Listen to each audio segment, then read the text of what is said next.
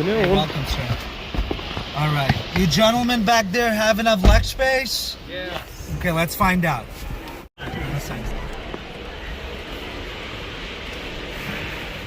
Gentlemen, welcome to the BMW i4 M50. This is a very limited course. Okay, it's not a performance track, it's just a test track. So this vehicle will be underutilized. Okay?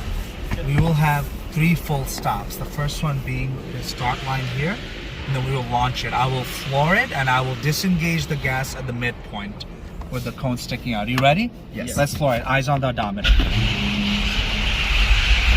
Disengage the gas. What did I hit? Nothing. I hit about high 30s. Right? I hit the high 30 mark. I didn't get to 3.7. Thank you. Yeah. Oh, I saw Right? what you That did. was the second full stop. Now at this point, I have a clear course. So what I'd like to do is maneuver without engaging the brakes. So you can see the turning radius. You can see the circumference, right? While maintaining the integrity of my speed. You see how strong that chassis is, and it moves around, right? Like a Range Rover. Exactly. A little better in my opinion, right? We can zigzag through this snake at our own leisure. And this is a leisurely pace. Right? Still no engaging of the brakes. That was just disengagement. Right?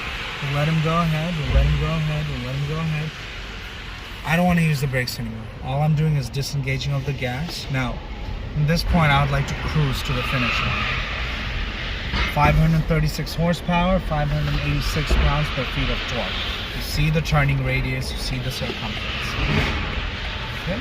And here we'll come to a slow, gradual disengagement of the gas, right? Parkways, service roads, expressways, only through a dealership, so you can get a proper utility of the vehicle. Here, it is very much underutilized. Gentlemen.